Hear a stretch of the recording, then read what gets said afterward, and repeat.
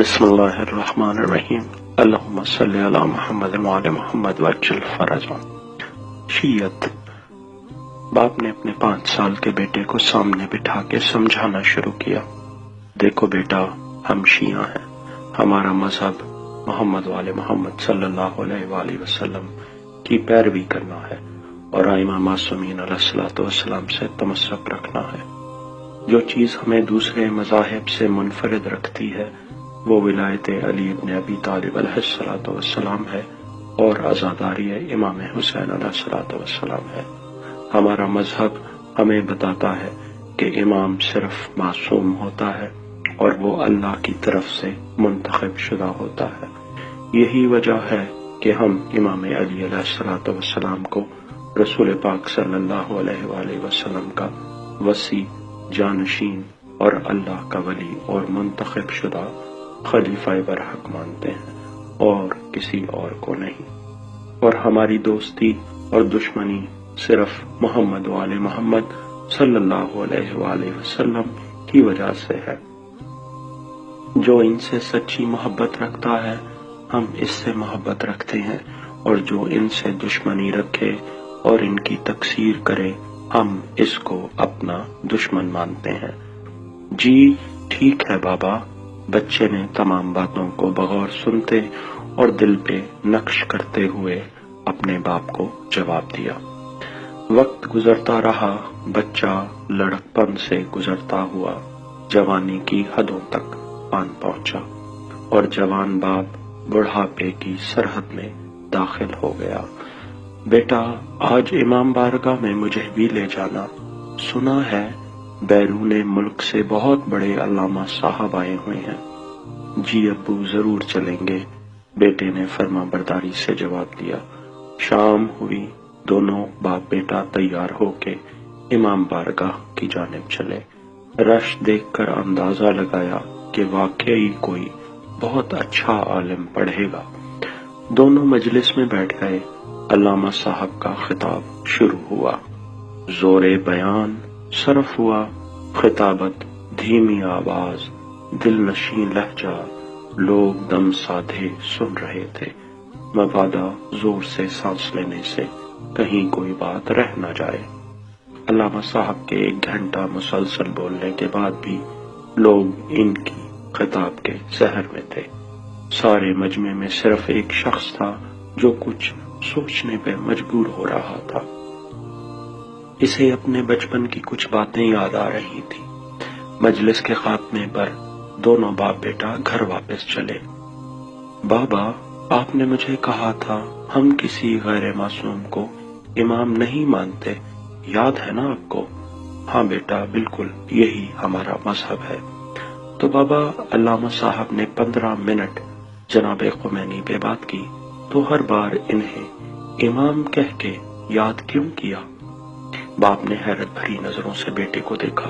اور بابا، آپ کو یاد ہے آپ نے کہا تھا دوسرے مذاہب سے ہمارا فرق علی ولی اللہ کا ہے؟ ہاں بیٹا، یاد ہے، اور یہ کوئی پوچھنے والی بات ہے، ہمارا ایمان ہے۔ تو بابا، علامہ صاحب نے جو 20 منٹ میں یہی ثابت کرتے رہے کہ تشہد میں علی ولی اللہ پڑھنے سے نماز باطل ہو جاتی ہے، یہ کس کی وکالت کر رہے تھے؟ باپ ایک لمحے کے لیے ٹھٹک کے رک گیا اور بیٹے کی طرف دیکھا، لیکن بیٹا دور خلاؤں میں دیکھتے ہوئے جیسے اپنے آپ میں گم تھا، اس کے اندر جیسے کوئی جنگ جاری تھی، جس کا عکس اس کے چہرے پہ اس کا باپ بخوبی دیکھ سکتا تھا۔ اور بابا، آپ کو یاد ہے آپ نے مجھے بتایا تھا کہ ہمارے رہبر صرف محمد وآل محمد صلی اللہ علیہ وآلہ وسلم ہے، ہماری دوستی و دشمنی ان کی وجہ سے ہے۔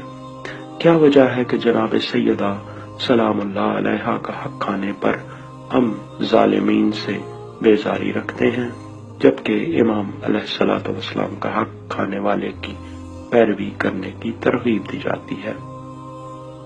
باپ جیسے ایک دم اپنے خیالوں سے چونک پڑا۔ امام علیہ السلام کا کون سا حق کس نے کھایا ہے بیٹے؟ بابا، میں نے یہی پڑھا ہے کہ علی ولی اللہ کے بغیر کوئی عمل قابل قبول نہیں، لیکن آج علامہ صاحب نے آدھا گھنٹہ صرف یہی بیان فرمایا کہ مجتہد کی تقلید کے بغیر اعمال باطل ہو جائیں گے۔ کیا یہ امام علیہ الصلوۃ والسلام کا حق غصب نہیں کیا؟ کیا وجہ ہے کہ اگر کوئی ناصبی اذان سے علی ولی اللہ کو نکال دے تو اسے ہم گمراہ کہتے ہیں، اور اگر کوئی مجتہد اس کے خلاف فتویٰ دے دے تو اسے مان لیتے ہیں؟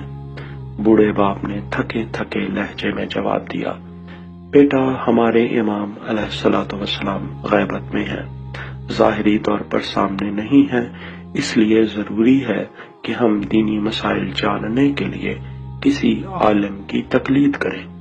بابا، اگر شیطان غائب رہ کے لوگوں کو گمراہ کر سکتا ہے تو امام غیبت میں ہماری رہنمائی کیوں نہیں کر سکتے؟ لیکن بیٹا، یہ بھی ہمارے امام علیہ الصلوۃ والسلام نے فرمایا ہے کہ ان لوگوں کی تقلید کرو، یہ تم پہ میری طرف سے حجت ہے۔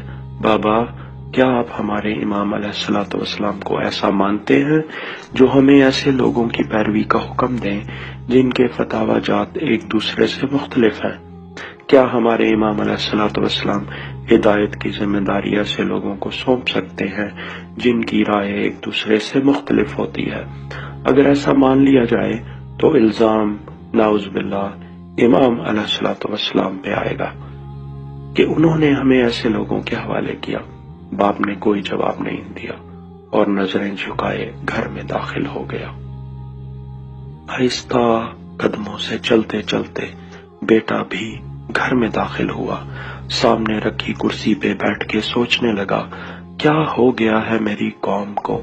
اچانک اس کے اندر سے آواز ابھری، یاد کرو تمہارے مولا علیہ الصلوۃ والسلام نے فرمایا تھا، یہ دنیا ایک چھاننی ہے، اس میں خالص اور ناخالص الگ ہو کے رہے گا۔ یاد کرو، رہبر کی غیبت میں مایوس ہونے والی قومیں ہمیشہ بچڑوں کی پوجا شروع کرتی ہیں۔ یاد کرو، تمہارے امام علیہ الصلوۃ والسلام نے فرمایا تھا، جب ایسا وقت آئے تو خاموشی اختیار کرو، ساکن رہو اور ہمارے مہدی علیہ الصلوۃ والسلام کی آمد کا انتظار کرو۔